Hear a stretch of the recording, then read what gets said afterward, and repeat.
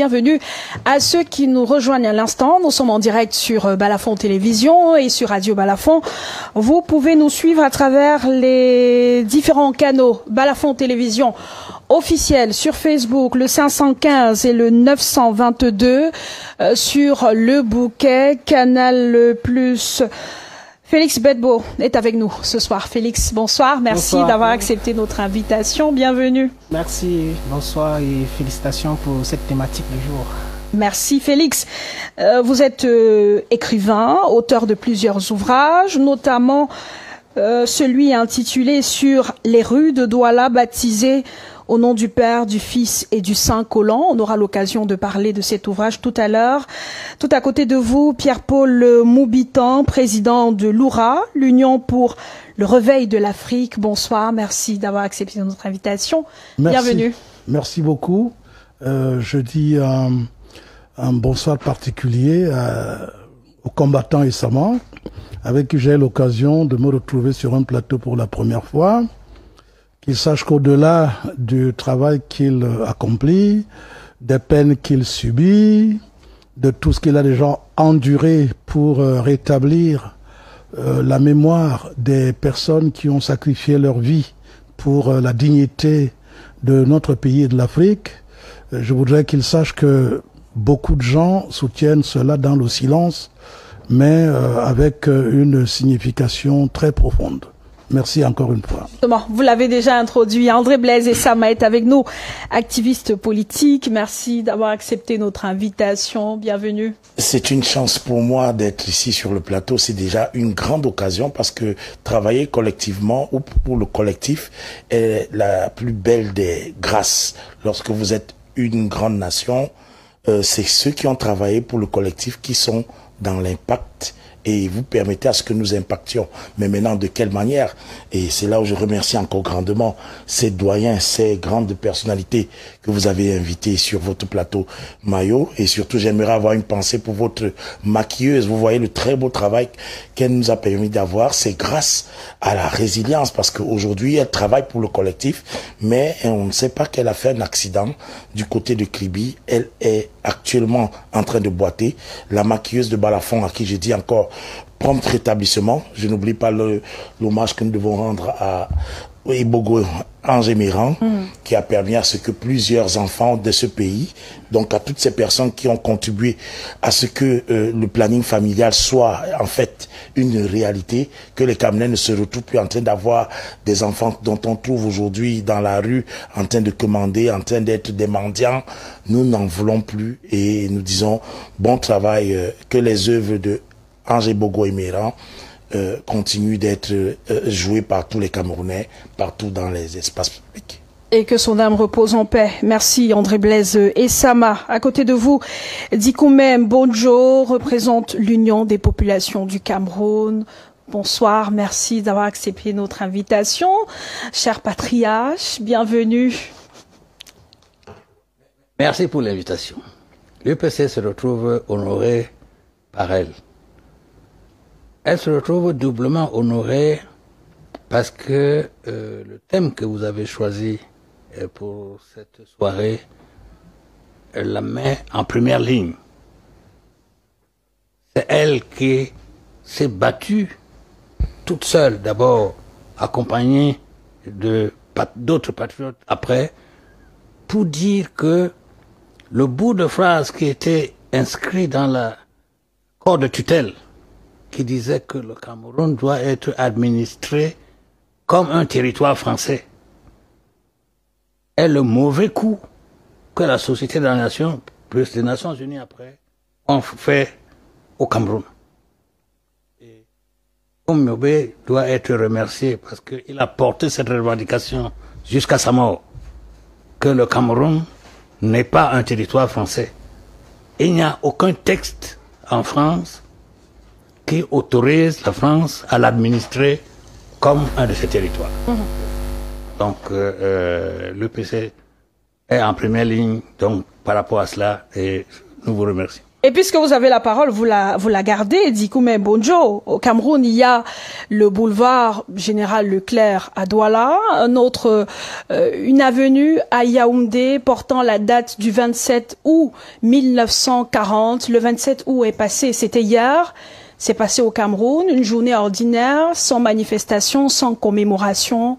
Pourquoi on n'a pas marqué un temps d'arrêt pour se souvenir du fait que le Cameroun fut déclaré territoire libre, 27 août 1940? Excusez-moi de vous reprendre. Parce que vous reprenez là les termes des Français. C'était quoi, Cameroun libre? Indépendant? C'était le Cameroun indépendant. C'est ça que Leclerc a dit. Et indépendant de quoi? Indépendant du régime de Vichy. C'est cela la vérité historique. Et si le Cameroun est donc indépendant, c'est quoi la guerre qui va enflammer le Cameroun? 40 ans. Ça n'a pas de sens. Si la France avait été un pays sérieux, et qui tenait à sa parole, cette affaire-là se serait réglée à l'amiable. Puisque le 27 août, pour que la France libre soit acceptée aux côtés des Alliés, il a fallu que De Gaulle présente un territoire et une armée. Parce que de Londres, il n'avait rien. C'était un gars qui avait fui la guerre. Et les Alliés le traitaient comme ça. Donc, le 27 août, il a un territoire, et ce territoire-là s'appelle le Cameroun. La France libre, par laquelle il négocie son entrée parmi les Alliés, c'est le Cameroun. Et c'est du Cameroun que vont partir les troupes. Parce que souvent, on cache cette vérité-là. C'est du Cameroun que vont partir les troupes pour libérer l'AEF, le Gabon, le Congo, et ça va remonter le Tchad, la Centrafrique, le 25 août. Eboué, pour rétablir la vérité, avait pris fait et cause pour De Gaulle. Mais il était administrateur de la Centrafrique, donc qui dépendait de l'AEF de Brazzaville. Donc il n'avait pas de territoire, il n'avait pas d'armée. Or, au Cameroun, Leclerc a pu constituer une armée.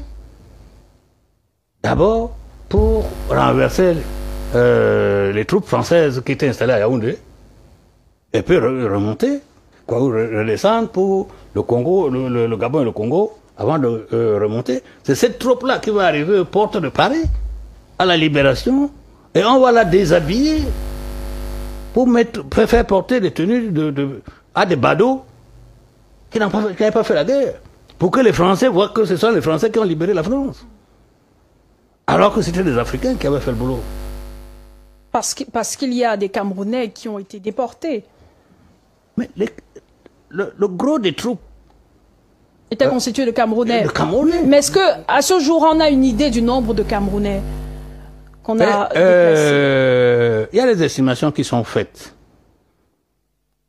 Parce que, malheureusement, la commission qui Macron-Biya est passée dessus comme on fait un saut. Les premières troupes sont venues des DA, de Dizangue. Parce qu'il y avait un Français qui avait des plantations là, héritées de l'Allemagne. Ce sont ces ouvriers qui ont constitué les premières troupes. Et elles sont venues à Douala, ça s'est amplifié pour aller au Gabon. On a la traçabilité, mais les chiffres, comme la France a créé la notion de soldats inconnus, elle prenait des gens pour aller faire la guerre. Jusqu'aujourd'hui, il y a des gens qui ont fait la guerre qui ne sont pas identifiés comme des anciens combattants.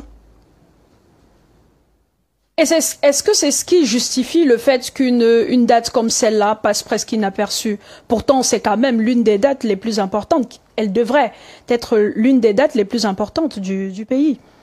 Et le propre de la colonisation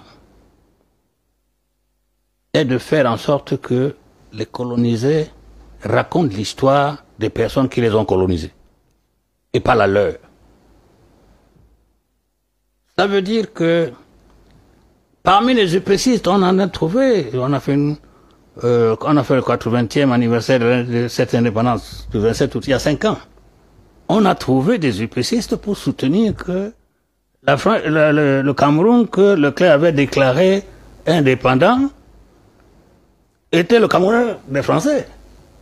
Comment il pouvait être des Français et avoir un Cameroun?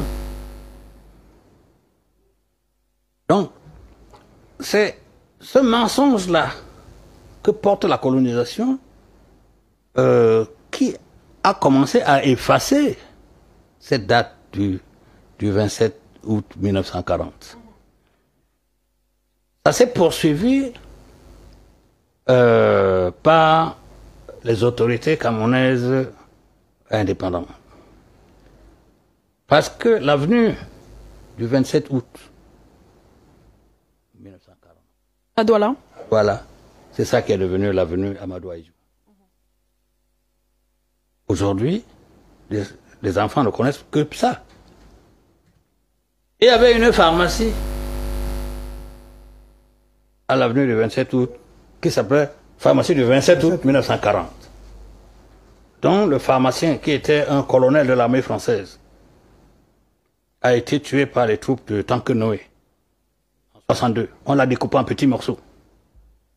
Quand on a vu que ses employés l'ont dénoncé en disant que c'est lui qui transmettait les informations sur les jeunes qui étaient dans le maquis et qui revenaient. Donc ça c'est des choses vécues. Vous avez dit tout à l'heure que c'est l'histoire du Cameroun qui a effacée. Lorsqu'on décide de rebaptiser des rues comme celle-là, même si elle porte quand même le nom de l'ancien président du Cameroun, Amadou Ahidjo. Pierre-Paul Moubitan, est-ce que le fait qu'une journée comme celle d'hier passe inaperçue, c'est peut-être du fait que l'indépendance proclamée par le général Leclerc, en réalité, n'avait servi à rien? Bien, tout à l'heure, le militant de l'UPC a si bien répondu à cette préoccupation. Nous le savons toujours, le colonisé raconte non seulement, comme il a dit, l'histoire du colonisateur, mais raconte aussi l'histoire telle que le colonisateur veut qu'il raconte. Donc, si vous mettez les deux ensemble, vous allez donc comprendre pourquoi est-ce que il était nécessaire d'effacer effectivement cette trace. Parce que, contrairement à ce que les gens peuvent penser, ce n'est pas fortuit. Lorsque vous voyez, par exemple, qu'à un moment donné, on change le nom qui représente quelque chose de fondamental, puisque nous parlerons d'identité aujourd'hui, alors qui représente quelque chose dans l'identité d'un peuple. Pour que le peuple soit désaxé, il faut nécessairement enlever je pourrais dire, les dates importantes, les repères importants qui permettent de réveiller en soi la conscience de l'identité, la conscience de soi, la conscience du peuple ou de la communauté dans laquelle on fait partie. Donc c'est un travail savamment réalisé. Par qui? Par ceux dont nous parlons, c'est-à-dire ceux qui avaient intérêt à ce que la vraie histoire disparaisse. Mais ils sont partis, ceux-là. Ils ne sont pas encore partis. Colonisateurs. Non, ils ne sont pas encore partis. Ils ont changé de teint. Puisque nous avons encore aujourd'hui ce que nous appelons le néocolonialisme. Il y a des Européens à la peau noire qui continuent de nous diriger aujourd'hui. C'est d'ailleurs l'une des raisons pour laquelle nous n'allons nulle part si on ne reprend pas conscience de notre véritable identité. C'est très difficile de pouvoir faire un pas. C'est d'ailleurs ce qui explique la situation dans laquelle nous nous trouvons actuellement, y compris le marasme économique et tout ça. Il faut d'abord réconcilier un peuple avec son histoire et avec lui-même. Et le lui-même là, c'est quelque chose de profond, qui est en quelque sorte la fondation, la pierre angulaire, à partir de laquelle un peuple peut maintenant envisager son développement, son épanouissement et tout. Dès que on met des taches sombres sur la trajectoire entre la conscience profonde, entre l'identité profonde d'un peuple et sa vie actuelle, eh bien, le peuple est dérouté. Et c'est là où nous sommes aujourd'hui, avec tout ce que nous vivons, dans le sens que donc, ces personnes qui sont restées pour perpétuer, et vous pouvez pas, je suis très heureux d'écouter des historiens de cet acabit qui sont maintenant en train de sortir. J'ai eu encore un autre livre que j'ai acheté avant-hier, de monsieur Bon, il est toujours de l'UPC. Théophile. Oui, j'ai acheté ce livre, j'ai commencé à le lire et tout. Il faut maintenant que tous ceux qui avaient peur ou qui se disaient « nous attendons le moment », il faut qu'ils sachent que s'ils ne le font pas maintenant, je crois que le moment là ne viendra pas. Il faut que maintenant la jeunesse, même nous autres qui n'avons pas eu l'occasion, moi je suis né à Douala mais je savais même pas, je passais là tous les jours devant sur l'avenue du 27 août, je passais la pharmacie en question, je la connaissais, mais je pouvais jamais savoir. C'est maintenant que je sais, aujourd'hui même. Quand je l'ai rencontré, c'est là maintenant que je sais pourquoi c'était le 27 août. Et vous comprenez que nous avons intérêt à ce que tout cela revienne à la surface pour que nous, les parents, qui n'étions même pas déjà suffisamment informés, que nous puissions maintenant dire à nos enfants, voici, nous, on nous a fait gober une histoire qui n'était pas la nôtre. Voici la vraie histoire, c'est notre devoir, nous, de cette génération, de leur dire maintenant, sur la base de ce que des témoins, vos parents qui ont vécu et qui savaient que s'ils se mettent à parler maintenant, on va les assassiner comme on a assassiné les Oumniobé et tout ça. Alors aujourd'hui, je pense qu'il y en a certains qui sont restés. La mémoire collective du peuple africain est en train de les faire ressortir maintenant du maquis, parce que le maquis n'était pas encore fini. Et il y a d'ailleurs des personnes qui ont pris l'engagement de raconter cette histoire, ces histoires du Cameroun là pour nous. Vous faites partie de ceux-là. Félix Bedbo, Monsieur Moubitan parlait tout à l'heure d'identité. Vous avez fait un travail sur le nom des rues de Douala. Est-ce que lorsqu'on regarde, on lit le nom des rues de Douala, on a l'impression qu'une ville comme celle-ci a une véritable identité?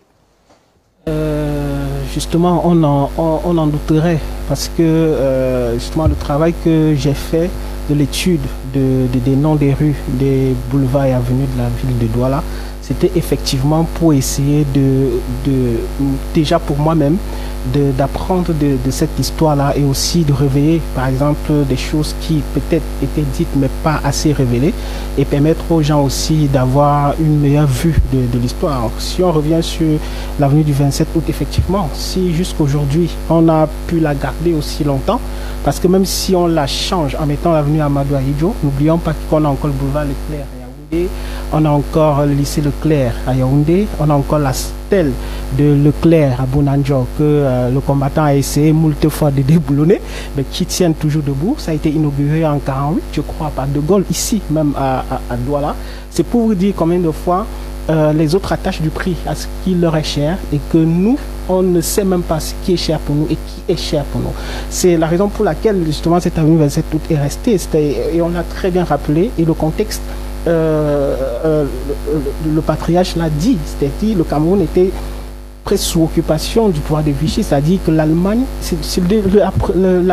une année après la Deuxième Guerre mondiale, l'Allemagne est en train d'occuper toute l'Europe, toute l'Afrique. En fait, la France n'existe pas en réalité. De Gaulle quitte et il déclare ailleurs que sur son territoire, la France est libre. Et c'est lui qui envoie Leclerc au Cameroun pour rallier en fait à la fois le Cameroun et les autres pays de l'AEF, comme le patriarche l'a rappelé. Et je le raconte dans le livre parce que ça fait partie des noms des avenues. Je raconte l'histoire de l'avenue du 27 août. Et en lisant l'histoire, on se rend compte en fait, on se plonge en fait dans cet événement. Dans ce que j'ai lu, les articles que j'ai lus, les livres que j'ai lus dessus, on explique que c'est comme s'il n'y avait jamais eu un tel événement avant l'arrivée de Leclerc à Douala. Donc toute l'avenue qu'on connaît aujourd'hui à Bonanjo était pleine. Tous les Camerounais étaient sortis de Douala pour accueillir le général Leclerc. Donc vous voyez la manière avec laquelle ils sont venus comme un sortilège, faire comprendre qu'ils sont en train de vouloir libérer le Cameroun. Et je cite une source dans laquelle on croyait même que Leclerc c'était de Gaulle, jusqu'à crier vive de Gaulle, vive le Cameroun indépendant, vive la France libre. C'est les Camerounais qui disaient ça. Et dans une autre partie, on explique que les Camerounais étaient pleins, débordants de patriotisme, fous d'enthousiasme magnifique depuis la nuit jusqu'à cette heure. Aucun incident, aucune goutte de sang n'a été versée. Donc ils ont passé la nuit à attendre Leclerc jusqu'à son arrivée le matin. Ils étaient pleins d'enthousiasme. On peut croire que c'est parce qu'ils le voulaient tellement, mais ils sont pris de ce qu'Achille Bemba appelle un sortilège. C'est comme si on nous a jeté un sort. On a l'impression que c'est le blanc qui va venir nous libérer et tout. Sauf que par la suite, on comprend que les Camerounais étaient obligés de donner les hommes, de donner des vivres, de donner de l'argent, tout pour soutenir le projet de la France libre et libérée, comme on a dit tout à l'heure, la France de l'occupation allemande. Et c'est dit ici, Leclerc l'a dit pendant la radio, et c'était cité le 6 septembre 1940, toute suggestion ayant un but national sera étudiée, toute initiative réalisable sera encouragée, toute volonté de travail sera appréciée, mais toute entrave, même indirecte à la vie du territoire, sera réprimée. Je maintiens la capitale à Douala malgré les difficultés matérielles, car j'estime que cette ville constitue actuellement le meilleur poste de commandement. Donc, on peut avoir l'impression que les Camerounais étaient motivés pour aller suivre le projet, mais vous avez compris que si quelqu'un essayait de se mettre à l'encontre, il devait en subir les conséquences. Mais le contexte a changé. La rue, telle qu'elle avait été baptisée, a changé de nom aujourd'hui. On imagine que pour la rédaction, la publication d'un tel ouvrage, vous êtes allé sur le terrain, vous avez parcouru, sillonné cette rue-là. Vous avez demandé à ces Camerounais qui habitués de cette rue s'ils ont une idée peut-être du nom ou de l'histoire de la rue qu'ils fréquentent au quotidien. Combien on réagit, combien on savait davantage? Il faut savoir déjà là où la rue est située. Je crois que c'est Ekid de Dalip traverse la douche, tout à quoi là. Vous comprenez, au carrefour là-bas, c'est la douche. Parce que historiquement, il y avait de l'eau là-bas, les gens se baignaient.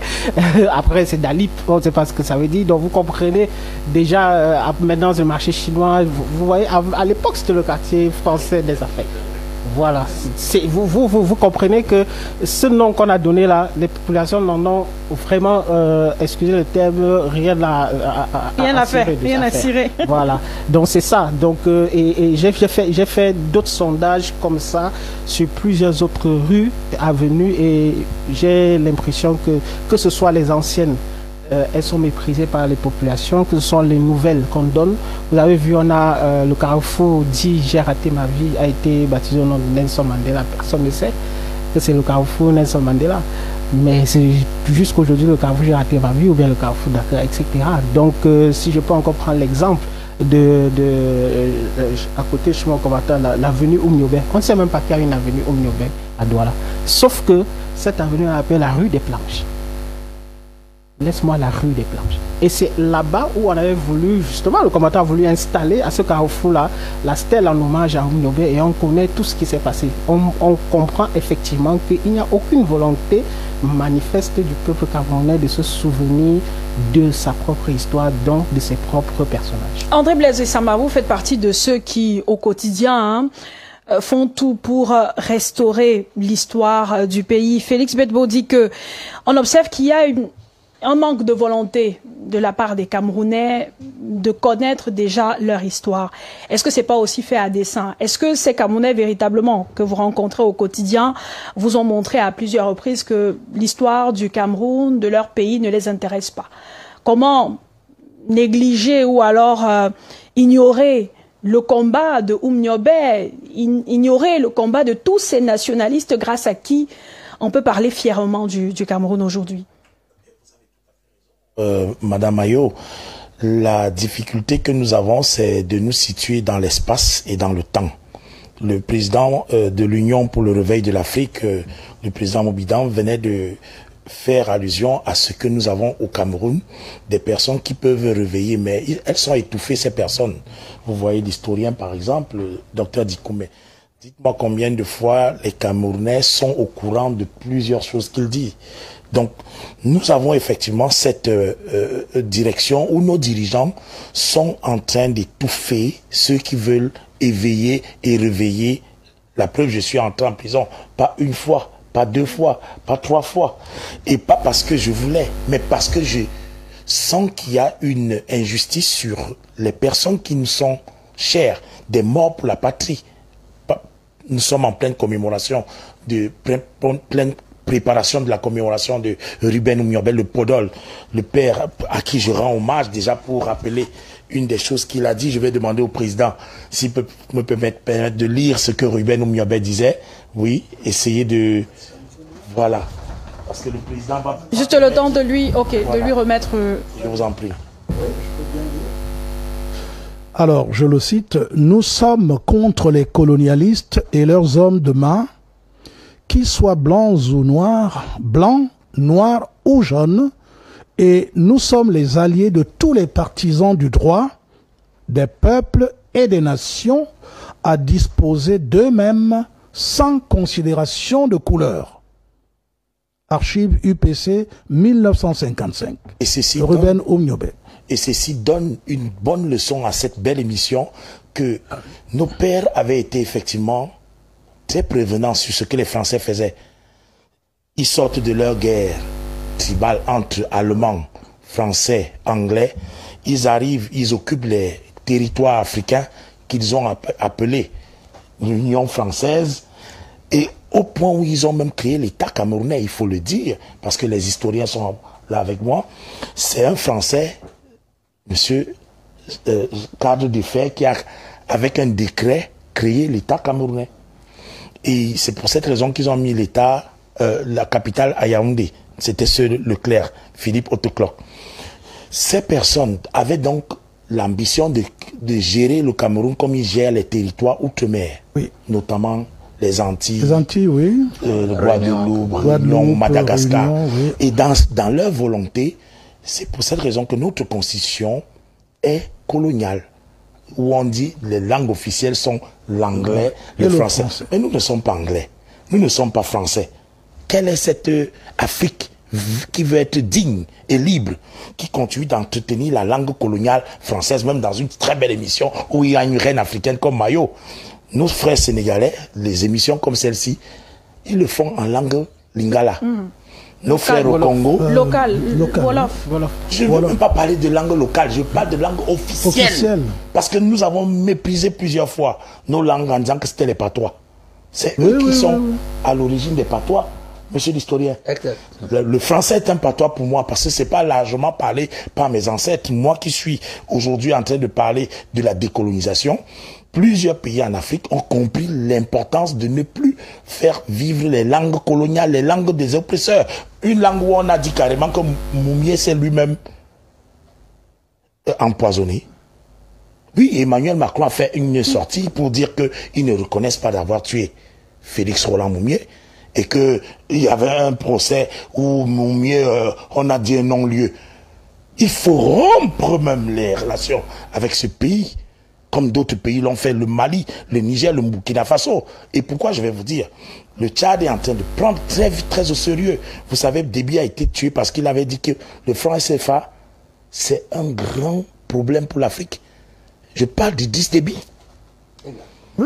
Allons simplement pour dire que nos pères d'indépendance qui ont été cités par Ibrahim Traoré, au Mali, au Niger, au Burkina Faso, nous donnerons l'avantage de comprendre cette résistance que nous sommes en train de mener, qui n'est pas une résistance seulement pour la décoration des espaces publics, où on veut enlever par exemple les avenues Général de Gaulle pour mettre avenue Ernest Ouandier. Ce n'est pas seulement cette lutte, c'est une lutte où on veut décloisonner tout ce que nous avions été, parce qu'on nous a frappés, comme on dit au quartier, et nous continuons d'être frappés. La preuve, nous utilisons une monnaie coloniale et on ne s'en soucie pas. Voilà l'élection présidentielle et c'est là où je suis très content de votre émission. Les leaders qui veulent prendre le Cameroun pour les 7 prochaines années ont intérêt à nous présenter la décolonisation de notre constitution. Tout à l'heure, on reviendra sur les attentes. Le prétexte étant la tenue dans les prochaines semaines de l'élection présidentielle. Mais Dikoumé Bonjo, il y a un détail qui reste flou. On parle du 27 août, mais il y a le 1er janvier 1960 aussi. Le 27 août, on peut le considérer comme le jour, la date d'indépendance, 27 août 1940, la date d'indépendance déclarée, et le 1er janvier 1960, la date d'indépendance actée.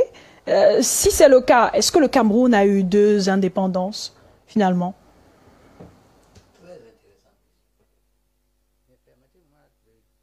Revenir sur un détail. Quand on regarde Douala aujourd'hui, on peut ne pas reconnaître l'avenue du 27 août. Mais la première avenue qui a été créée, c'était celle de Leclerc. L'avenue au bord de l'eau. Philippe Autocloc, de son vrai nom. Le 27 août. Donc ça partait de Leclerc. Oui, de Leclerc. Pour monter. Oui. Et juste à côté, il y avait l'avenue Poincaré. Poincaré. Ce qui monte, qu'on appelle aujourd'hui avenue La Liberté. La Liberté. Le boulevard La Liberté. Donc, pour l'histoire, il faut retenir ça.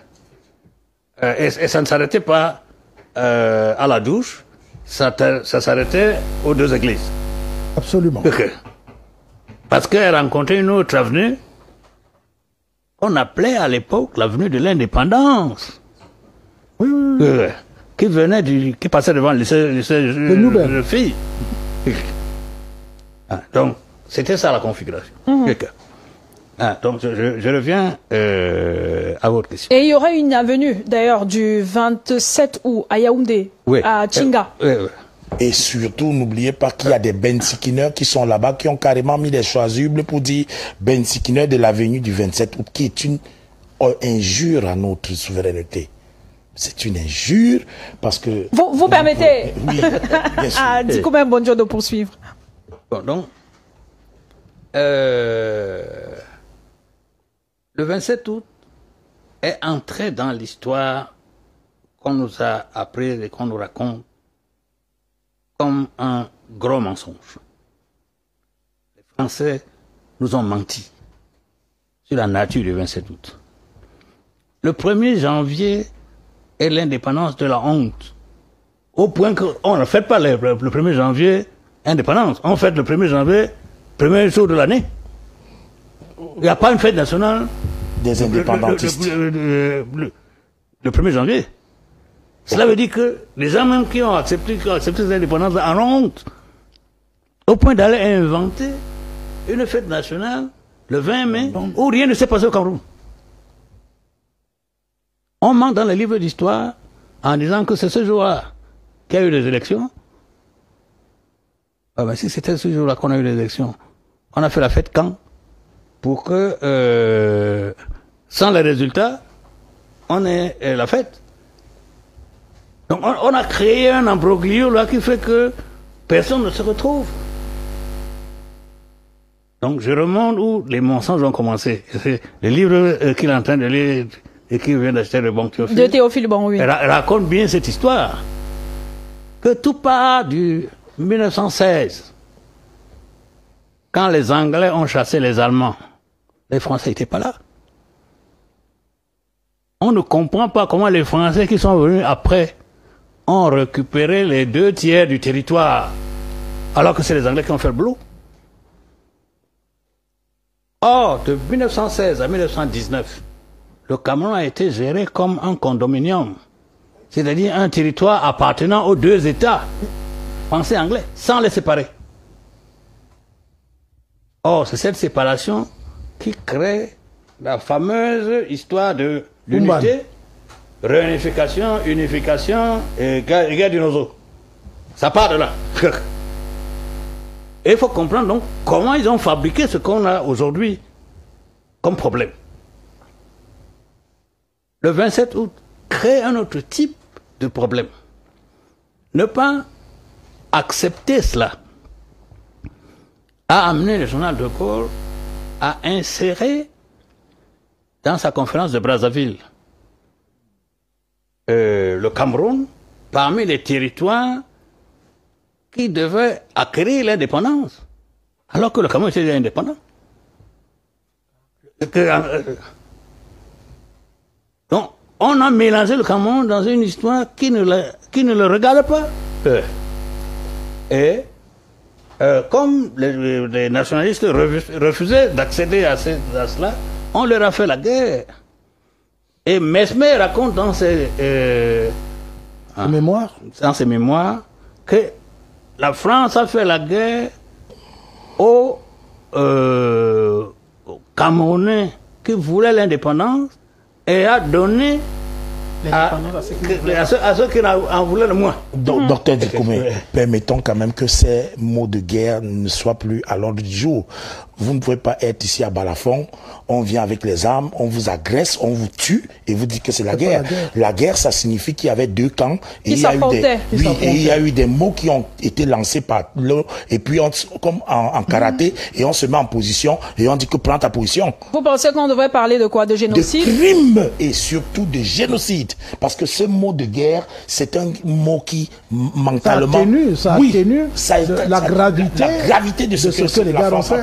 Dikoumé Bonjo insistait tout à l'heure sur le fait qu'il y a un gros mensonge derrière, notamment sur l'implication de la France. Déjà que dans la période choisie par la France, par le président français pour l'élaboration du travail de la commission mixte, on a complètement balayé les 5 années juste après 40. On a commencé à 45 jusqu'à 1971. Ouais. Parce qu'on ne veut pas parler de la contribution du Cameroun à la libération de la France. Il y a eu des appels de fonds. L'avion qui amène De Gaulle ici, en septembre 1940, c'est les Camerounais qui l'ont acheté. Avec des fonds collectés ici. Oh, ces choses-là, il faut le dire, parce que De Gaulle n'avait aucun moyen. Leclerc est arrivé par un bateau qu'il a amené au Nigeria. Et il a pris la pirogue pour venir à Tico et de Tico clandestinement, sans papier. Il faut préciser. Sans papier, il était sans papier. Et une histoire qu'on ne dit pas. Oui, il a pris la pirogue. Il était capitaine. Il a pris la pirogue.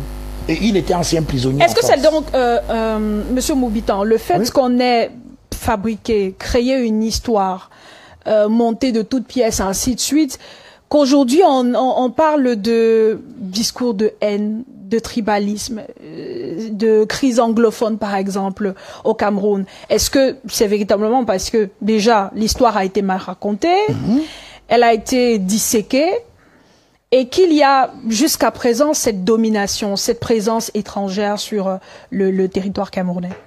Bien, tout à l'heure je vous disais que le colonialisme, les colons ne sont pas partis. Ils ont changé de vêtements, mais ils sont toujours identifiables. Parce qu'il suffit de voir le comportement, ce qu'on dit avec sa bouche, les actes qu'on pose en direction, et d'ailleurs, où est-ce qu'on se ressource le mieux?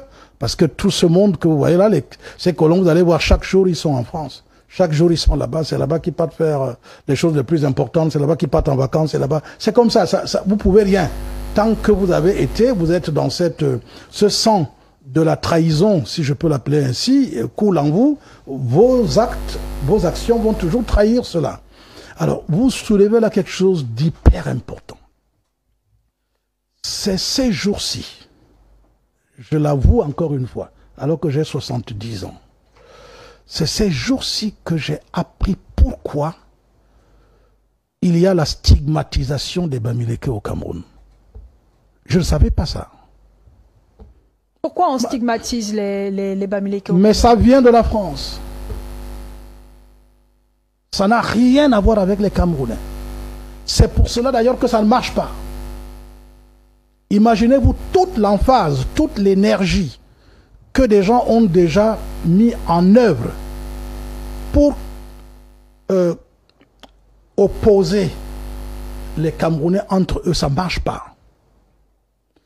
Je me souviens des paroles du feu cardinal Christian Toumi, qui disait un jour, pendant qu'on était dans une conférence, j'étais assis à côté de lui, quand il a pris la parole, parce que j'avais posé une question assez dure parce que nous, on est nés dans... Moi, je suis né en 1955. Chaque fois qu'on prononce, qu'on dit quelque chose, vous me mettez ça et vous me faites lire ça, moi. Vous imaginez ce qui se passe dans mon être? C'est très grave. Alors, je me souviens qu'à ce moment-là, c'était en 1955, les balles sont passées par ma tête. J'étais dans la baignoire de ma mère, à Newbell, et les balles sont passées, ça perçait les murs. C'est alors qu'on m'a amené en sécurité dans l'Ombam, parce que sinon je serais mort. Tout simplement parce que les armes crépitaient, et à Newbell, c'était l'épicentre. Newbell, Commando et tout, c'est là où je suis né. Et je suis né à l'hôpital à Kentini. Je suis né sous les armes, sous les bombardements, sous le napalm, il y avait un tas de choses. Et ça n'a jamais quitté mon être facilement. Et donc, je raconte ça pour dire que j'apprends donc d'où vient la stigmatisation des Bamileke. Ça vient toujours de la résistance qu'il y a eu entre... Parce que c'est pas seulement des Bamileke qu'on dit ils ne prendront jamais le pouvoir. On dit ça aussi des Bassa. C'est seulement qu'aujourd'hui, c'est beaucoup plus... ça ressort beaucoup plus chez les Bamileke. Mais les Bassa aussi, on le dit.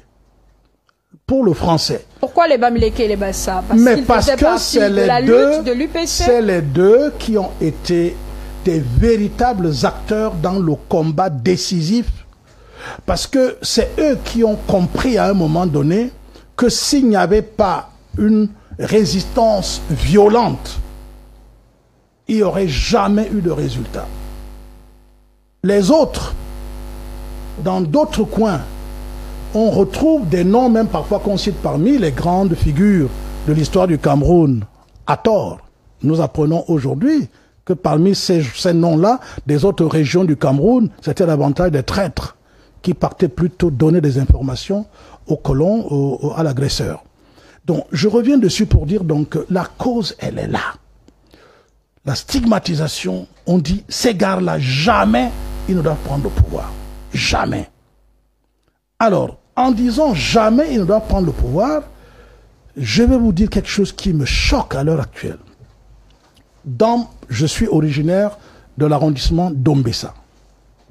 J'ai grandi à Ombessa. Je n'arrive jamais à comprendre pourquoi ce n'est écrit nulle part, mais jamais tout le monde de chez nous, on va te dire jamais on ne peut pas accepter comme Bamileke est le terrain ici chez nous. J'ai dit, je me pose toujours cette question. Moi, j'ai deux femmes Bamileke. Une Bafang et une Bangante. Alors, je voulais comprendre pourquoi. Je vous dis, il y a juste quelques jours, comme M. Moubitan, c'est les Français qui ont dit, jamais ces gens-là, ils sont dangereux. C'est un caillou dans la chaussure. Il ne faut jamais le faire. Et ça ne pouvait être que par rapport à la bataille de l'UPC. Et vous estimez que, bon, même s'ils sont physiquement partis, les Français restent. On a au Cameroun des colons à la peau noire. On a au Cameroun des rues qui ne portent pas les noms de nos martyrs, de nos héros nationaux. Est-ce que le fait qu'on ait des rues, par exemple, Félix, rue Foch, avenue de Gaulle, ainsi de suite, ça influence naturellement le comportement de ceux qui fréquentent ce genre de vie. De quelle manière, comment, quand ceux-là ne sont pas là, ils ne sont plus là, on n'entend même plus parler d'eux. Vous avez parlé de l'avenue de Gaulle, par exemple. Aujourd'hui, on parle de la douche, ainsi de suite. Ok, vous dites quelque chose. Oui, permettez-moi de dire un mot là-dessus, parce que, bon, ça, vous touchez là une dimension spirituelle qu'on est obligé d'évoquer. Le nom est une vibration, est une radiation.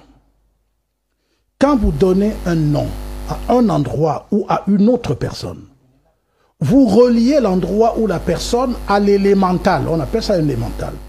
L'élémental qui avait été créé et qui avait été animé par celui qui portait ce nom. Donc vous reliez la personne et cette personne influence cet endroit. Tant qu'il est dans le domaine invisible, il influence cet endroit ou cette chose.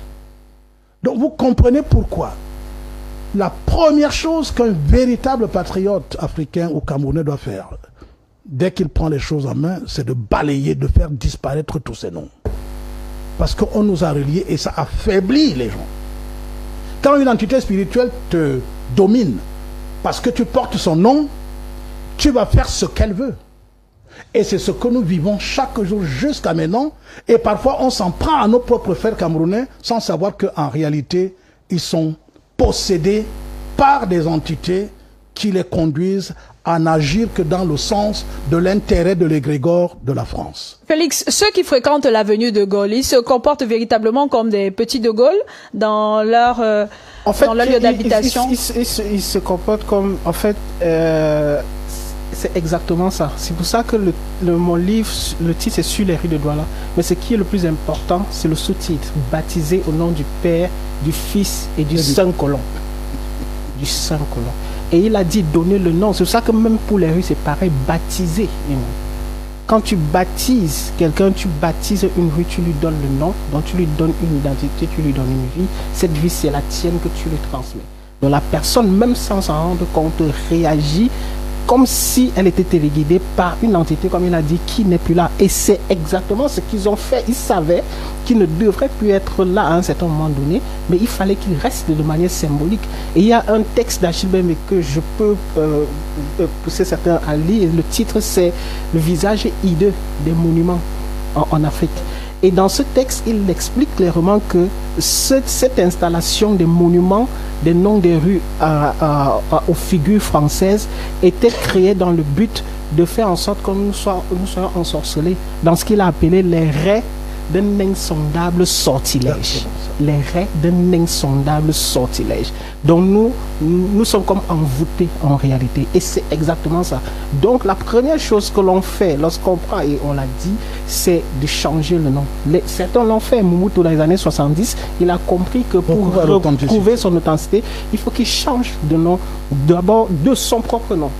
Il s'appelait Joseph, il est Mobutu Sese Seko, il a changé le nom de son pays, il a donné un nom local, il a changé les vêtements. En fait, c'est ça, même si c'est symbolique, c'est déjà un premier pas. Mais vous allez constater que chez nous au Cameroun, depuis qu'on a eu la possibilité de donner les noms à nos propres rues, on l'a jamais fait. Il faut aller à Bounandio pour s'en rendre compte. À date, il y a combien de rues dont les noms devraient être changés aujourd'hui? Puisque dans la ville de Douala, puisque votre travail, c'est uniquement dans la ville de Douala. Effectivement, et il faut comprendre encore là où c'est vicieux, parce que dans la ville de Douala, il n'y a que quelques quartiers qui portent des noms des rues, c'est-à-dire baptisés. Les premiers sont déjà Bonanjo, puisque c'était le quartier français, c'est-à-dire qu'ils ont tracé là-bas en leur donnant les noms de leur propre nom. C'est eux qui ont donné ces noms-là quand ils étaient là. Et les autres quartiers, Newberg, tous les autres là, n'étaient pas tracés en réalité.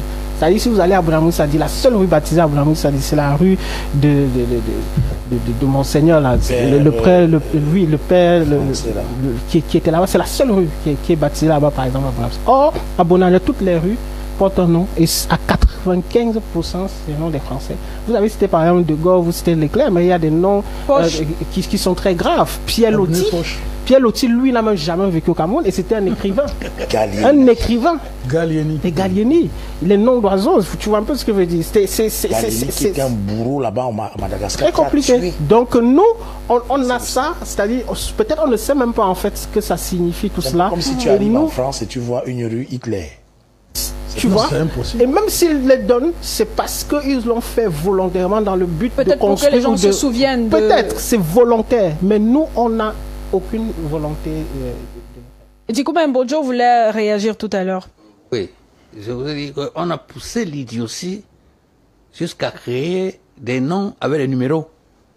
C'est ça. Oui. Voilà, c'est le numéro. C'est le numéro. Donc on a quelque chose qui est absolument incompréhensible. Changer le numéro en un nom, c'est dur.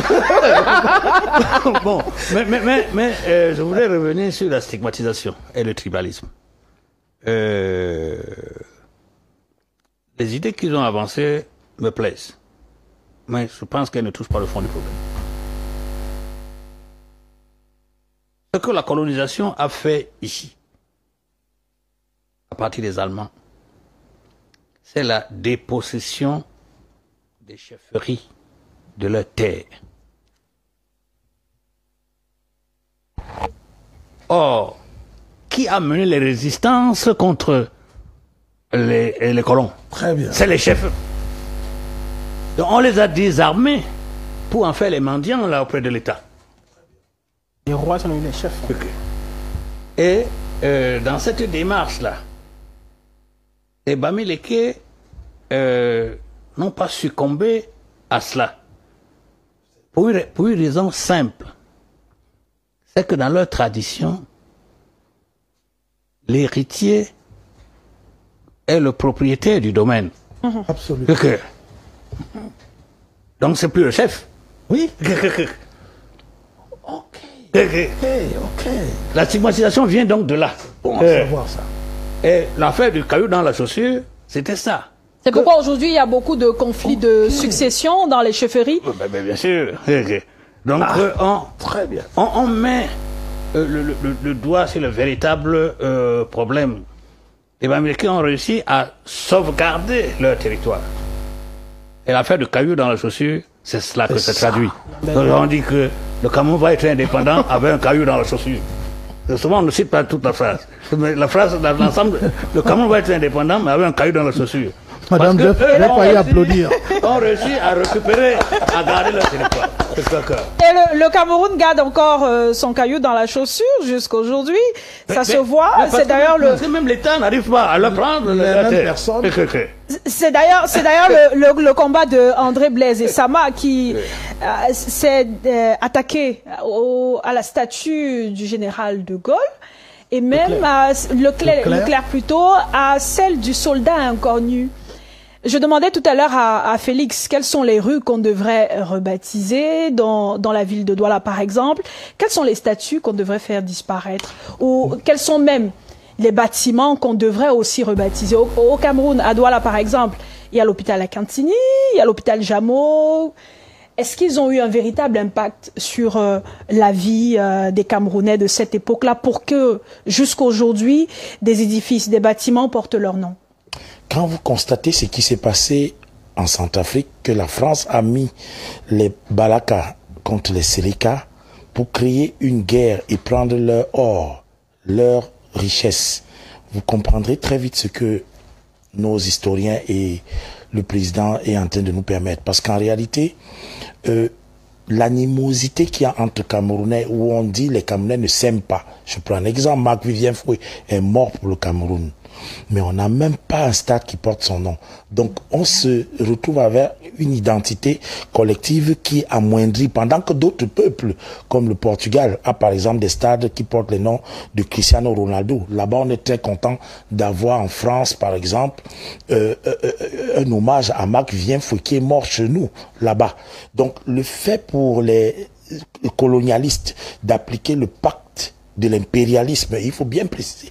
Parce que pour comprendre cette situation, c'est le pacte de l'impérialisme que nous sommes en train de combattre et qui passait par la culture. Rappelez-vous que la Chine a refusé complètement, bien que les Anglais soient sur leur sol, à être imbécilisés. Il y a, par exemple, en Inde, Mahatma Gandhi, qui a carrément dit non, il a pris la peine de dire il va se défaire de ce que l'Angleterre est en train de faire. Parce que l'Angleterre avait des reines, avait des bateaux et ils avaient de l'argent pour venir en Afrique comme à Bonanjo. Par exemple, vous avez vu une rue Victoria. Vous avez vu un monument Gustave Nachtigal juste à côté du palais présidentiel. Mais attends, même en Allemagne, vous pourrez voir une stèle même à la mémoire de Gustave Nachtigal parce qu'il est un négrier. Et pour le tourisme, il y a eu décolonisation et nous félicitons l'Allemagne qui en même temps permet à ce que Rudolf Douala Mangabel, que nous sommes en train de, oui, au point d'avoir 3 rues qui portent son nom à Ulm, à Berlin et à Allen, parce qu'effectivement l'Allemagne veut demander pardon pour ces crimes qu'ils ont causés au Cameroun en assassinant, parce qu'ils avaient créé une justice à l'époque avec Van Put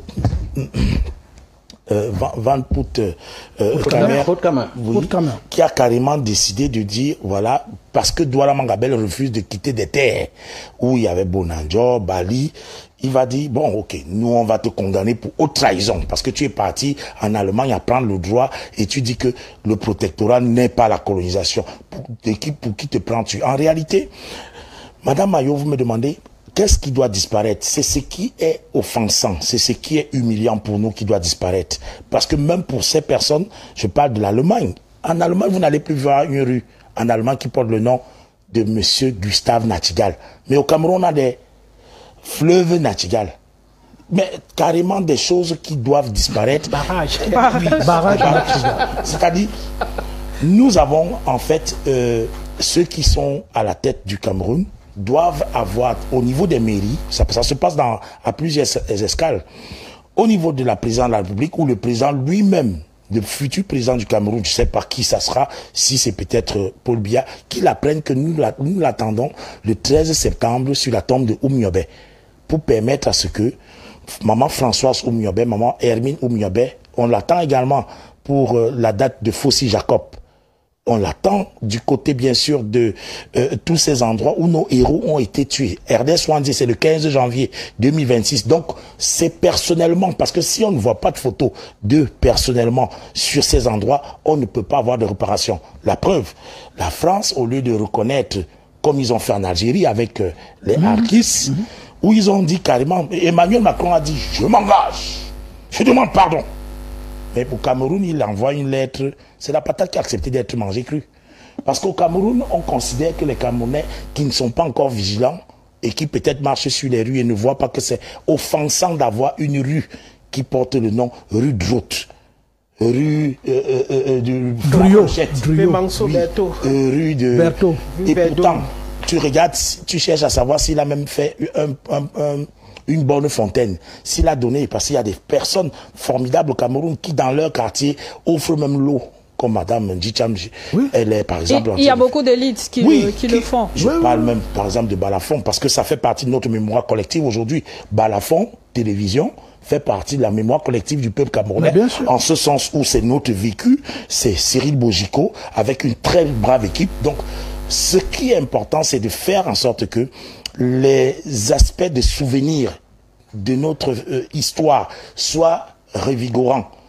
On ne peut pas te rappeler chaque fois que toi, tu ne sais pas qu'on avait tapé ton père, on avait coupé les têtes, et puis tu te sens motivé. C'est la raison pour laquelle je rends hommage à maman Louise Mekafossi, du côté de Bafoussam, qui, après plusieurs années où son père a été jeté dans les chutes de l'amitié, parce qu'il faut rappeler que c'est la fille de Jacob Fossi. Oui. Et vous l'avez certainement eu ici plusieurs fois sur le plateau, nous avons intérêt à exiger réparation. C'est pour ça que le terme de guerre que nous avons employé est très dangereux, parce que c'est une manière de dire, voilà, je viens vous draguer, Madame Mayo, mais comme vous me refusez que j'accède à votre cœur, oh, je vais vous faire la guerre. Non, c'est de l'agression. C'est ce que la France a fait. Donc, si vous êtes libre d'accepter mes avances, vous n'avez pas à être influencé avec le mot guerre. Non. Monsieur Issama, vous êtes un être humain, vous m'avez dragué, mais moi, je trouve que vos habits de Tougou, là, c'est pas moi, c'est pas mon goût. Très joli. Et je remercie. Et maintenant, je voudrais introduire le fait tribaliste que Oumyobé lui-même avait pris en compte. Parce que pour se débarrasser des colons, il fallait lutter contre le tribalisme et le père de l'indépendance, pour voir ce qui s'est passé entre Françoise Ngo Oumyobé, la fille de Oumyobé, qui a un anniversaire, c'est ce 31 août. Nous souhaitons déjà joyeux anniversaire, Momi. Joyeux anniversaire, parce que cet enfant a été eu dans le maquis. Et pourquoi Oumyobé a eu les enfants dans le maquis? Parce qu'effectivement, la France voulait accorder à Oumyobé, lui seul, l'indépendance, en disant qu'on allait faire la capitale du Cameroun à Ezeka. Oumyobé a refusé. Après qu'Oumyobé refuse, il part à Bafoussam, rencontrer Fossi Jacob à Belkingé. Il rencontre également Ndetoumaza, puisque dans la partie du nord-ouest sud-ouest, c'était le One Cameroun, qui était l'équivalent de l'Union des populations du Cameroun, le mouvement syndicaliste. Et il y avait un Français qui s'appelait Gaston Donat, qui permettait à ce que tous... Donc, Oumyobé n'était pas raciste. Oumyobé était anticolonialiste, anti-impérialiste, et c'est ce qui permet de comprendre que quand vous voulez diviser, et en Afrique, au Cameroun, pour ne pas dire à l'ouest, il y a une grande quantité de nos pères. Je prends l'exemple de mon village, à Balevin, à Tchang. Mon papa, lui, à Balevin, on a un grand fleuve là qui s'appelle le Ndou. Mengé. Donc, on part faire nos rites traditionnels et on part pleurer tous ceux qui sont morts pour la patrie. C'est là-bas notre panthéon. Et c'est d'ailleurs ce qui est fait au niveau des chutes de la Métier, par Exactement. Exemple. Ou par exemple, quand vous voulez même avoir un enfant, ou vous voulez par exemple vous libérer. Donc j'invite même le peuple camerounais à avoir ces attitudes, d'aller dans les lieux sacrés des chefferies pour obtenir les faveurs de nos ancêtres, parce que ces ancêtres ne sont pas morts. Je vais vous dire. Vous allez terminer par là. Oui.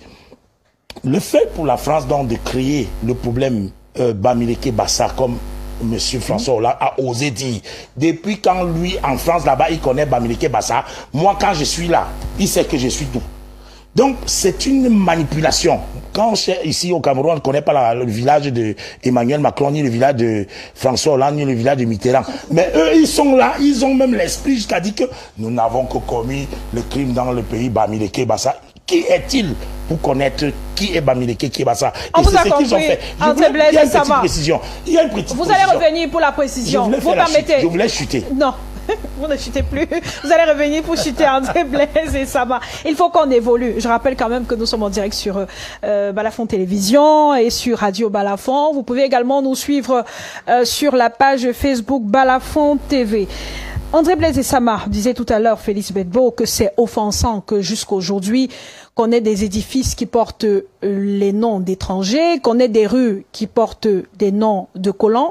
Est-ce que c'est aussi offensant d'avoir des rues qui hier portaient le nom d'Amadou Ahidjo et qui aujourd'hui portent le nom de Paul Biya, président de la République, président sortant? Donc quand on connaît, je vais citer Achibebe qui disait que c'est offensant dans un pays normal. Sauf qu'on n'est pas dans un pays normal actuellement. C'est-à-dire que, et historiquement, il faut le comprendre, c'est-à-dire, André Blaise l'a dit clairement, nous, on a historiquement l'habitude et l'attitude de commémorer les morts, de rendre hommage aux morts. Sauf qu'il y a eu une rupture avec la colonisation et tout ce qu'on a cité. Aujourd'hui, on n'arrive plus. Les Camerounais, même à Bafoussam, ne savent pas où il y a la tombe de Ernest Ouandjé. Ici, à Douala, on ne sait pas où vivait Oumniobé. On ne sait pas où vivaient les autres qui sont à Tchaouano et tous ceux qui ont travaillé. C'est-à-dire qu'il y a une rupture entre ce qui est historiquement propre aux Africains et ce qui se vit aujourd'hui. Quand on prend le cas de l'avenue qui est devenue avenue Paul Biya, c'est juste... À Bouddha. C'est juste une tradition, une longue tradition. Lorsque la guerre de l'UPC éclate, après les indépendances, Ahidjo et après Paul Biya sont les premiers à dire personne n'a le droit de citer le nom de Oumniobé et de tous les autres résistants. Personne n'a de citer le nom. C'est-à-dire, si vous citez le nom, on vous prend et on finit avec vous. Donc, même de citer le nom. C'est-à-dire, si vous ne pouvez même pas citer le nom, ça veut dire que vous ne pouvez pas écrire un livre sur lui, vous ne pouvez pas raconter une histoire sur lui, vous ne pouvez pas construire une stèle pour lui, vous ne pouvez rien faire qui rappelle sa mémoire. Et je cite un extrait d'un passage de Maurice Kamto dans son livre d'Urgence à penser. Il dit que nulle part le sang versé de nos martyrs n'a servi d'acte fondateur. Les vaincus sont toujours des vandales ou les rebelles. Ils ne méritent point le souvenir de la nation. Nulle part il n'a cimenté notre foi et une cause commune. Et il a dit par la suite, toujours dans le même livre, que le sang versé de nos martyrs n'a pas pu servir d'humus au sol pour que ça puisse faire naître une pensée ou une mémoire collective. Et c'est ça, c'est-à-dire que Achille Bébé, dès qu'il a écrit sous maquis, c'est-à-dire il relatait l'histoire du maquis à travers Oumniobé, il a été chassé du Cameroun. Son livre a été interdit. Le livre même pas sur le Cameroun de Mongo Betty a été interdit par Ahidjo. C'est-à-dire que toutes les initiatives qui ont été faites pour commémorer nos morts, qui sont morts pour nous, pour notre propre pays, ont été battu à la brèche dès le départ. Et même les premières années de l'indépendance, il n'y avait aucun livre camerounais au programme. Le premier et seul livre était Eza Boto de Mongo Betty. Ça durait jusque dans les années, après les années 70, où quelques petits livres camerounais sont entrés au programme. C'est-à-dire, et dans ces livres-là, vous ne verrez jamais où on va citer Oumniobé, on va citer Ernest Ouandjé, où on va citer tout ce qu'ils ont eu à faire pour le Cameroun. Donc moi, je veux juste dire qu'en fait, c'est une tradition, une longue tradition camerounaise qui nous est propre d'oublier nos propres morts et ne pas avoir l'habitude et l'attitude de les commémorer. Pierre Paul Moubitan, avoir une avenue aujourd'hui, Paul Biya, qui hier était une avenue Amadou Ahidjo, est-ce que ce n'est pas offensant pour la mémoire de l'ancien président de la République? Ou alors c'est légitime? Le président sortant, mérite amplement d'avoir une rue qui porte son nom. Notons également que le palais des Verts porte également le nom du président de la République sortant, Paul Biya. Bon, alors, il faut dire quand même une chose qui est évidente. Lorsque nous voyons ce qui se passe, et y compris dans ce que vous venez d'évoquer, concernant les changements de nom ou d'appellation à la gloire des personnes qui forcément n'ont pas pu convaincre ceux qui se battent franchement pour l'indépendance totale de l'Afrique et du Cameroun en particulier. Lorsque on le fait, souvent c'est folklorique à mon avis. C'est du folklore. Parce que la réalité c'est que pendant que vous êtes encore vivant, les personnes qui ont marqué l'histoire, c'est généralement après leur départ. Après leur départ. Félix disait tout à l'heure qu'on rend hommage aux personnes disparues. Très bien. C'est quand ils sont partis que leurs œuvres peuvent maintenant être des témoignages de leur grandeur. Ceux qui s'amusent souvent à accepter, parce que parfois on a des flagorneurs autour de soi, qui pour plaire, qui pour assurer son beefsteak dans la conscience du ventre, partent faire signer à celui par exemple qui est encore chef d'État en fonction. On vous fait signer tel nom à votre gloire. Je pense que à la place de ces derniers, je n'accepterai pas ça. Parce que ça peut être considéré comme une usurpation. Les morts sont célébrés réellement. C'est pour cela qu'à un moment donné, je vous prends quelque chose qui m'avait fait avoir un bémol dans ma conscience lorsque l'Occident tout entier va rendre hommage à Nelson Mandela. Ça déteint sur sa valeur. Pourquoi? Parce que les bourreaux ont été les premiers à vouloir démontrer absolument que c'était un grand homme et tout ça là. Des chefs d'État des pays les plus développés, entre guillemets, étaient présents à ses obsèques et tout cela. Mais ça déteint. Mais à la limite même c'est insultant. Donc j'en parle, je fais la relation pour que vous compreniez que réellement, un homme, ses œuvres vont faire en sorte que désormais on commence. C'est pour cela que moi, je suis allé sur la tombe, j'espère que c'est elle, de Oumniobé à Ezeka. Je l'ai fait il y a au moins 30 ans. Pourquoi vous espérez que ce soit elle? Bon, je l'espère. Parce qu'on a tout vu, hein. Pendant, tout à l'heure, on évoquait le fait qu'il y a beaucoup de choses. Notre histoire n'est pas encore mystique. Qui sait? Alors, c'est pour cela qu'à un moment donné, il y a quelques années, j'avais fait le voyage pour le Burkina Faso. Je suis allé m'incliner sur la tombe de Thomas Sankara. C'est quand Thomas Sankara s'en va qu'on voit réellement quel est le rôle qu'il a joué. Pendant qu'il était encore là, c'était pas très visible. Parce que c'était un peu dilué dans les divergences qu'il avait avec son, on appelle ça quoi, son compagnon Compaoré, qui va d'ailleurs démontrer par la suite qu'effectivement, eh ben, c'était pas un combattant pour la libération de l'Afrique. Donc, il est mieux d'attendre que la personne ait achevé sa mission pour que par la suite, si tout est établi, et que d'ailleurs, en Afrique, dans nos traditions, ce n'est pas d'ailleurs à tout le monde qu'on donne ce mérite. À un moment donné, c'est d'ailleurs ce que l'Église catholique a triché. Lorsque quelqu'un a été, on canonise quelqu'un, et après on peut demander, on peut faire des prières et il accomplit un miracle. Les Africains le font aussi dans leur tradition. C'est-à-dire qu'ils invoquent la personne. Ils parlent. Il y a des médiums qui rentrent en contact avec.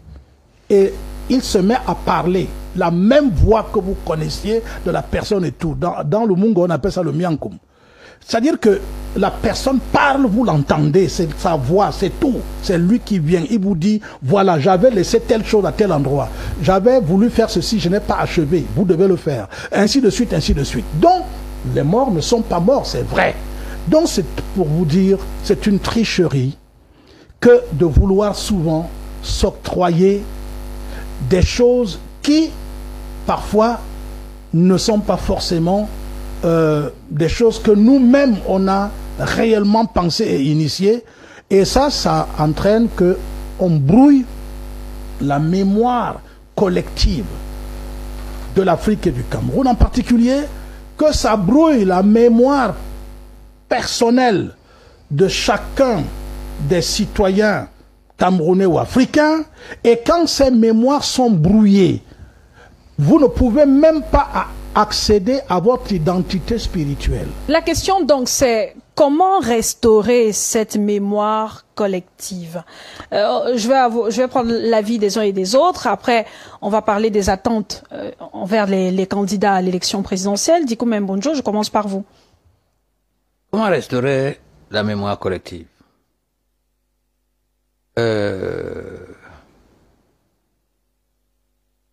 C'est, à mon avis, une démarche simple, en 3 étapes.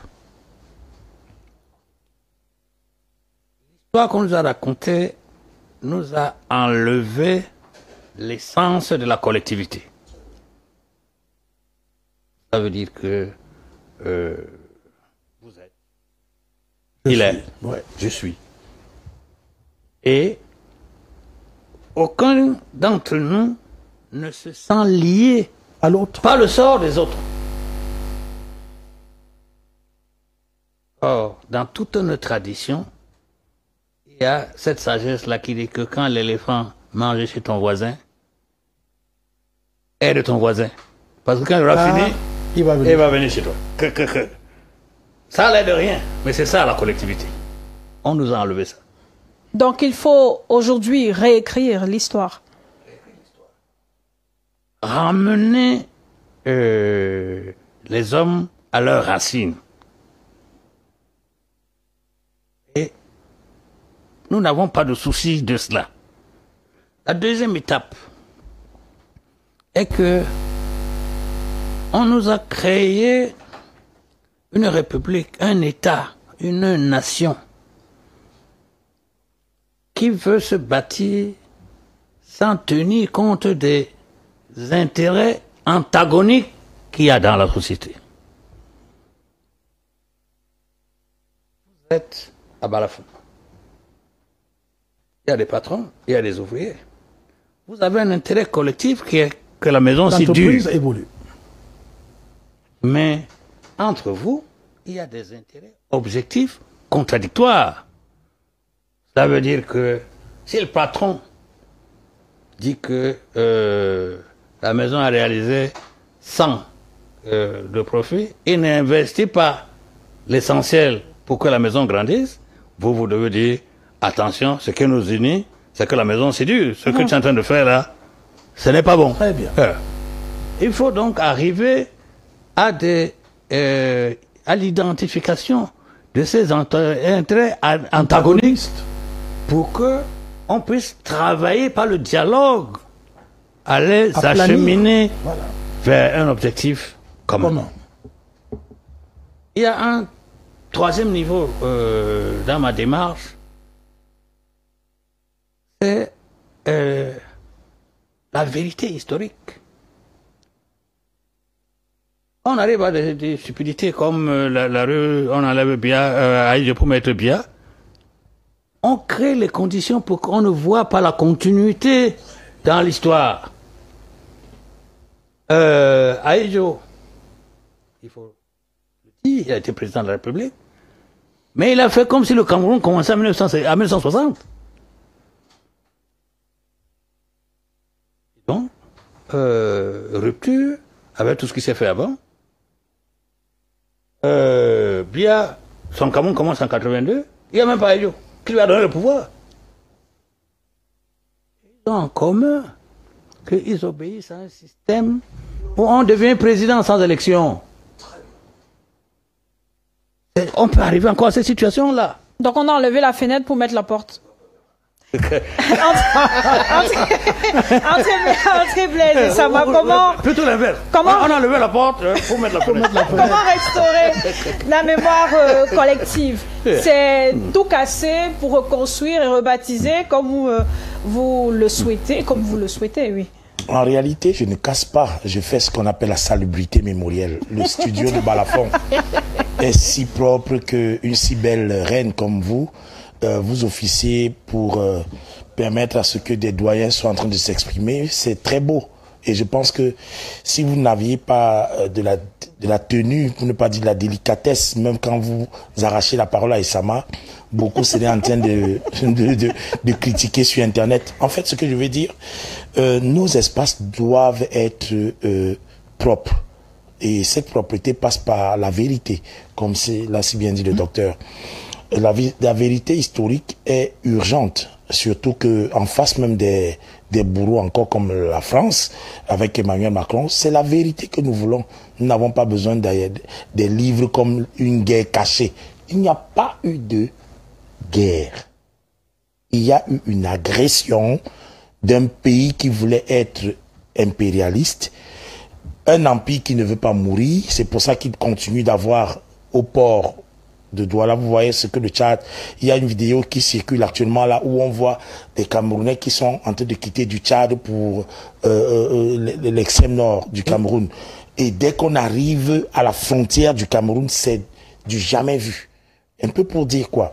Nous avons besoin de la vérité qui doit établir la conscience de notre peuple, qui est une conscience de culture. Et c'est là où je voulais en venir, parce que l'Ouest Cameroun favorise énormément l'attachement à la tradition.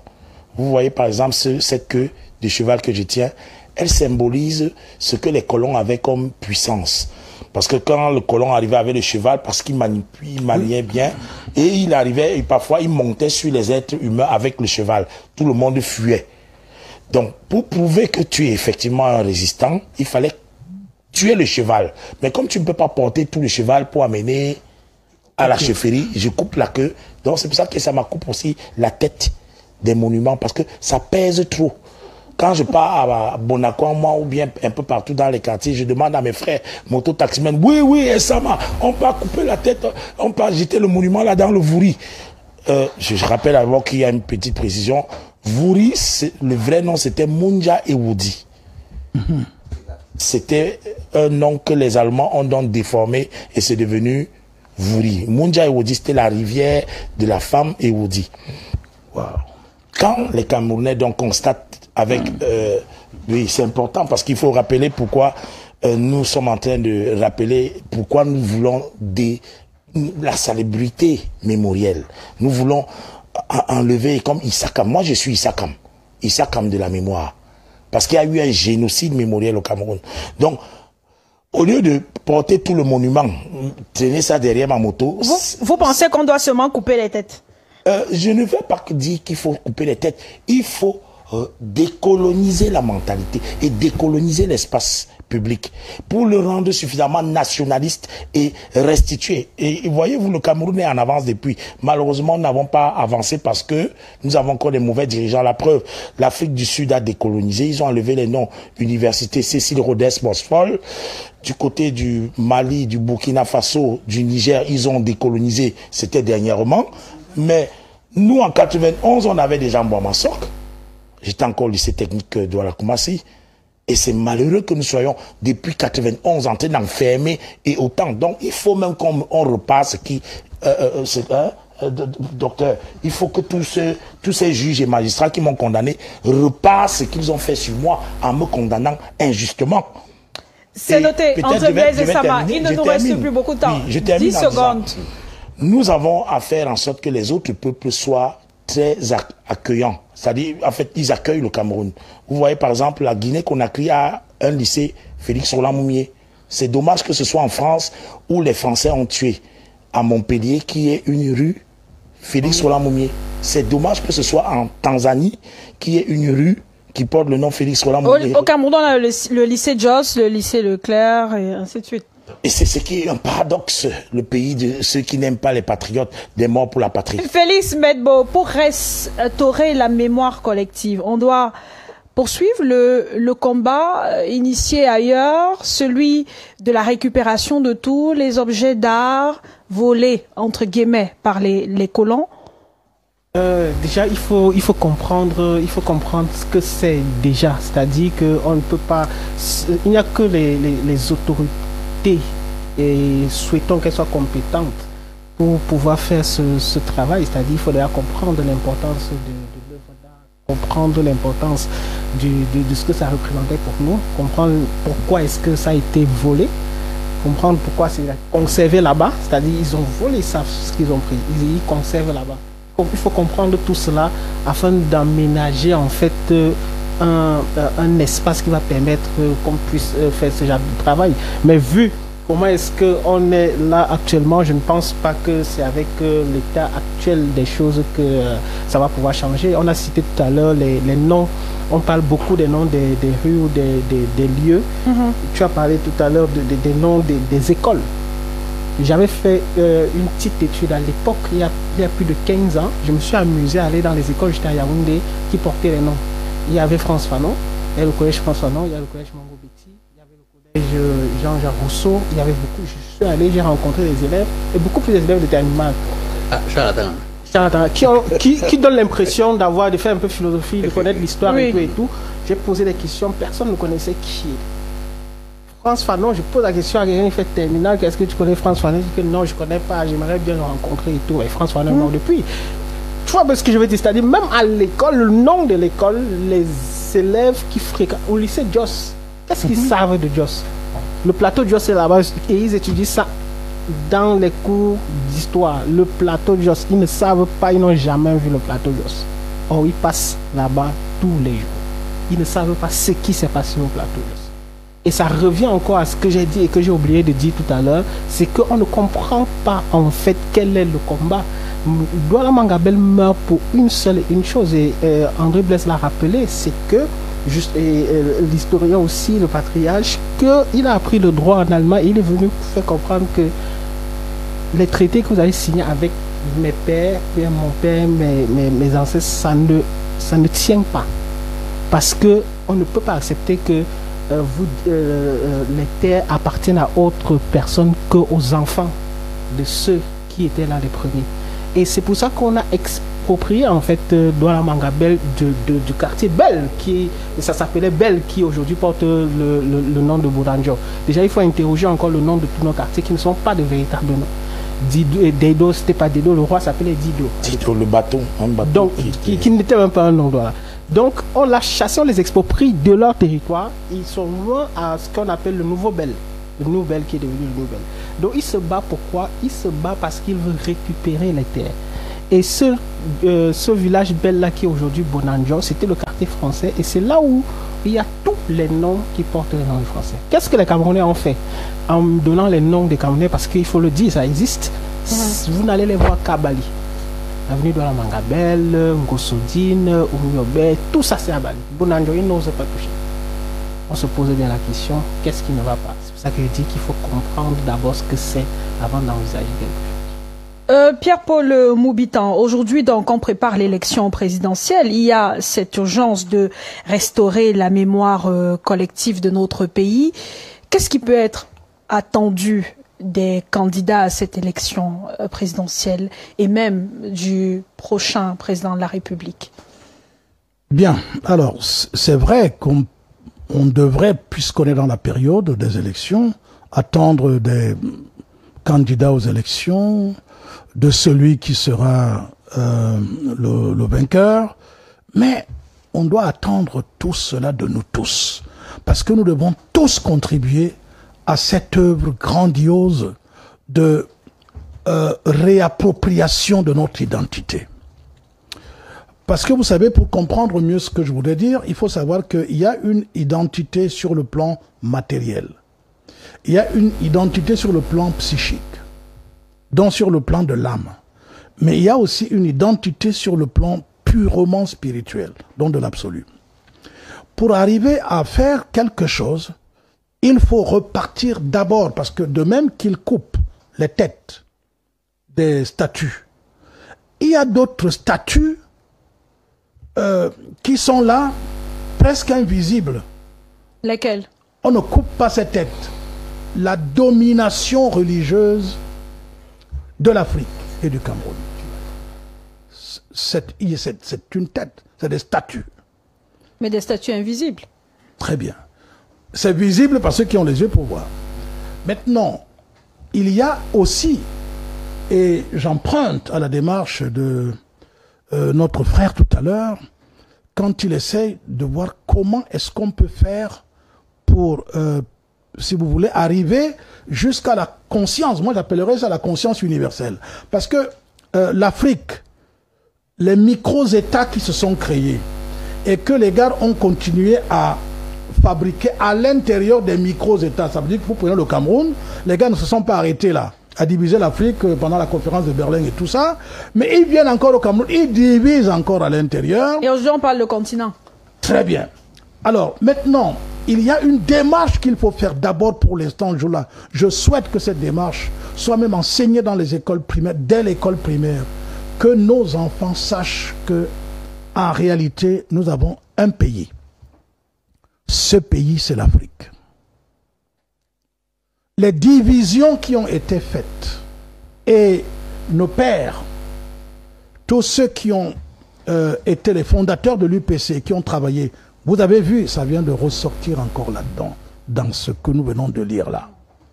Sans considération de couleur. Ça veut dire que Omniobe était un être universel. C'est ça qui ressort là. Hein? Ça veut dire qu'il n'était donc ni tribaliste, ni raciste, et qu'il aspirait à la libération de l'identité spirituelle et profonde de l'homme.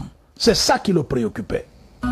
Et donc, nous devons marcher sur ces pas-là.